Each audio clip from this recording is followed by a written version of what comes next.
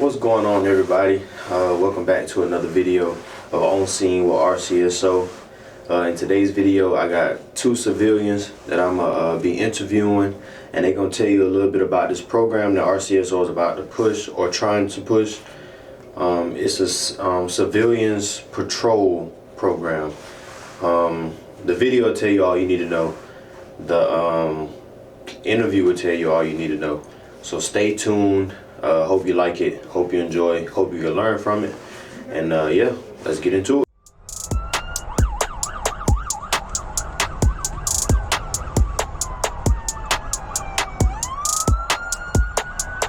All right, so first, introduce yourself, state your name, and tell us what you do. Sure. I'm David Dunnigan. I live in the Forest Hills neighborhood. We both, Lee Blitch and I, have gone through the Citizens Police Academy here. Since then, we have started our own Citizens on Patrol program with the guidance and assistance of the Sheriff's Office. We observe and report from safe distances activity that we may deem suspect, and we feel like the program has made a big difference. People realize that we're watching. We use social media to post events. We have over 3,000 people on our Facebook page, and we hope other areas will consider doing this. I think we've seen good results. Okay, so first, do you think the Citizens Police Academy was a great class, great course? Oh, absolutely. How do you think it prepared you for what you do now? Yeah, I think the police academy, is instrumental in helping someone get the wheels spinning on how they can help their neighborhood and their community become safer. By the police academy telling you, what to look for, and observe and report. If you see something, say something. I think the police academy really instills that in a citizen, and I think that will help bring neighborhoods to become safer, for sure. I'll add to that, it's also getting to know people down here. When you see these officers, whether they're on road patrol or administrative, you see them in the community, you know who they are. I think it really provides a connection. Mm-hmm. I wouldn't know a lot of the people that work here unless it was through the police academy and then volunteering afterwards. Yeah, it's a great networking opportunity. So if you want your community and your neighborhood to become safer, develop that relationship with the Sheriff's Office through the through the Citizens Police Academy, and build those relationships over time through that, and it will pay dividends in becoming a safer neighborhood for yourself and your friends and family. And with y'all being able to know the police beyond the badge, most of the community, you see police as just them in a badge, you know what I mean? And y'all are a step closer than most. So how would you say they are beyond the badge, you know what I'm saying? Now knowing them, getting to kind of work with them and all that, how would you say they are?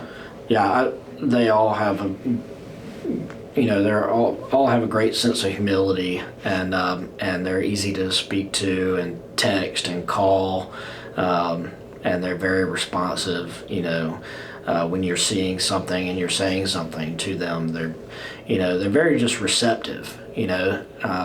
I think a lot of folks they would just kind of hear you and then brush you off, but they don't. They really look into what you're saying, and then report back to you with the outcome, or if they were able to dig anything up, or they follow up, I guess is what I would say, and they're just very receptive. It's just like they're just another person in the neighborhood, really.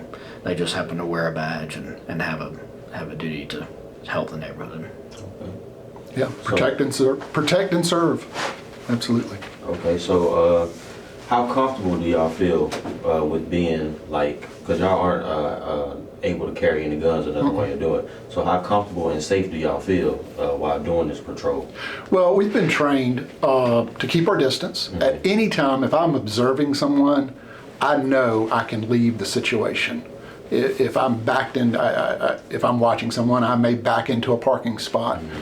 At any time, if I feel threatened, if I feel like I'm being noticed, if I feel like someone's going to come towards me, I know I can exit, I can leave. that's the safest thing you can do. Yeah. So if you stay in your car and observe and report from a vehicle, and you have that, like David said, you have that opportunity to leave. It's at no point during this situation did we feel, in danger at all, because we knew the sheriff's department was on the way, and we stayed in communication with them with what we were seeing from a distance, and and it was a great outcome, and no one was injured. Okay, and y'all do have a radio, correct? we do. So how quick is the response time with y'all when y'all called out and let them know that y'all saw the suspects or whatever? How quick was the response time? Well, as everyone knows, it depends on how busy they are at the time. But they were quick. They were having to come from several miles away. They told us where they were in this case, and they told us to keep eyes on them because they were 10 minutes away, which was easy to do. And so it was, because of the radio, it was nice to know they were about to pull up. I'm not issued a radio, but David is, and what I can tell from someone who is as a citizen on patrol, it is going to be quicker if with a citizen on patrol with a radio to get a response from a deputy in a situation like what we were observing than a citizen on patrol working through dispatch. And that's not a knock on dispatch, it's just you're taking out a layer of communication, right, and going directly to the source that you need to respond.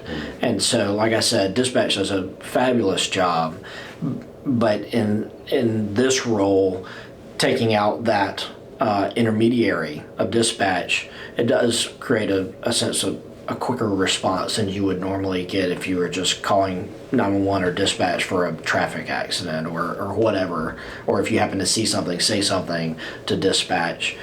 Having the radio or having the social media page that David runs, and in this case he posts something, somebody saw something, and they told a neighbor who called me, and then I went and investigated it, saw the people walking, and then contacted David kind of all in between this time. David came from a different direction. He saw him. He called on the verified that, yep, this does match the description, called on the radio. And I had already called dispatch, but once he called on the radio, it just seemed like the sense of urgency bumped up once he called on the radio versus, because dispatch is, from what I understand, is not going to, they're going to wait potentially until a deputy is available. But if David's talking to him on the radio, doesn't matter if they're available or not, they're going to hear him on the radio. Right. So the radio definitely creates a sense of a direct contact with the deputies. Gotcha. I'd like to add something to what Lee said. He brought it up, Facebook. We may not all love Facebook, but it is a social media tool that a lot of people have. So in our area, again, Forest Hills, Walton Way, Somerville, we have over 3,000 people on our Facebook page. So it is just an invaluable way to communicate instantaneous to those who are interested.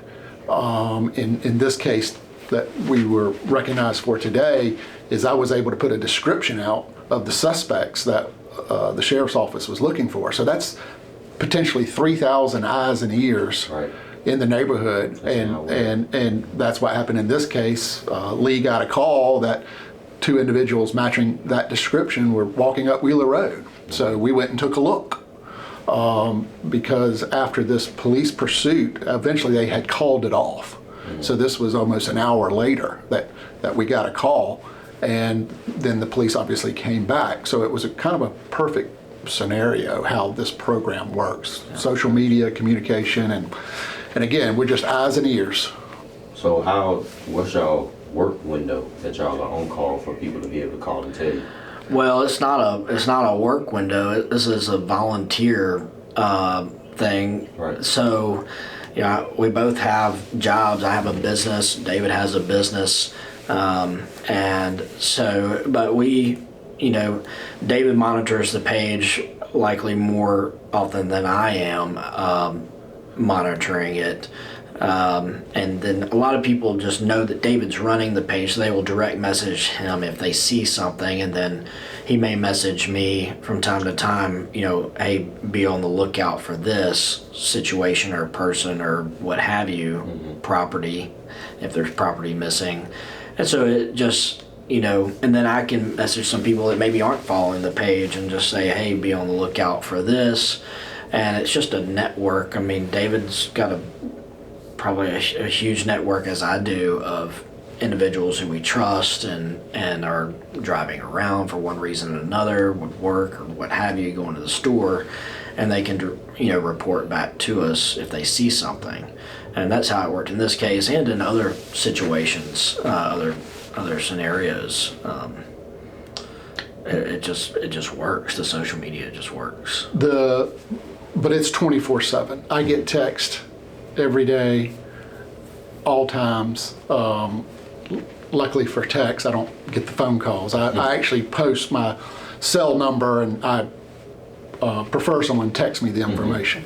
So you never know when something's going to come in. And luckily, we're just monitoring our neighborhood. So if there's something going on that I need to take a look, I'm usually only minutes away from it. Right. I'll go do a ride. We're not getting messages about South Augusta or East Augusta, right, or downtown. It's in a certain area, and people realize that.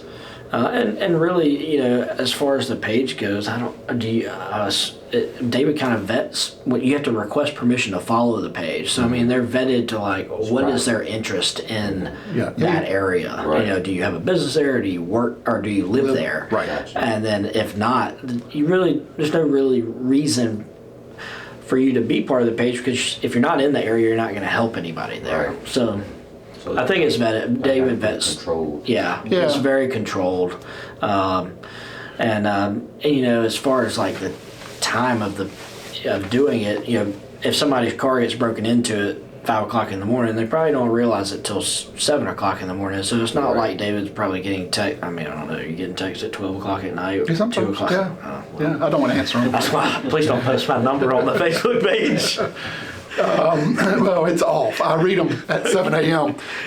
One thing with our page, and people can use any social media they want. We just chose Facebook 15 years ago when it came out, and we stuck with it. Is we also monitor traffic issues.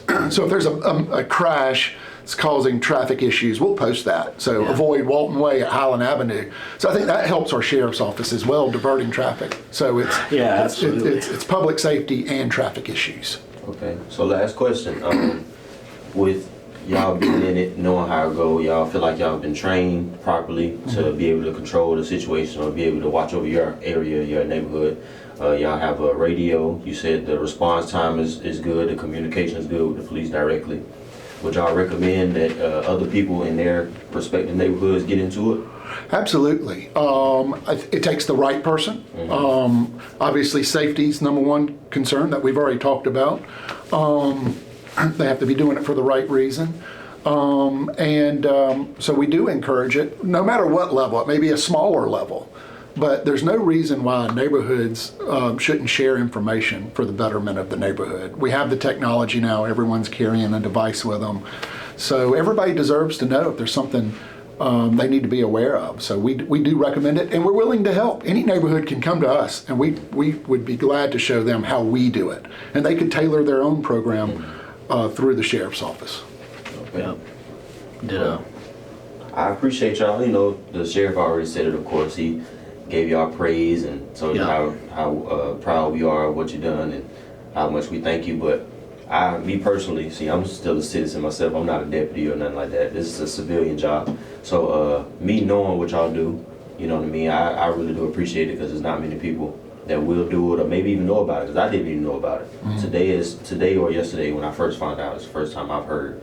So brave, for one. Very brave. Thank you. Very brave. And two, I just appreciate y'all for actually putting the foot forward to actually do it. You know what I mean? Absolutely. Stand up for your own neighborhood. Absolutely. Great. Thank you for coming on here, answering some questions, and letting me pick your brain a little bit. Okay. Thank you so much. Thank you.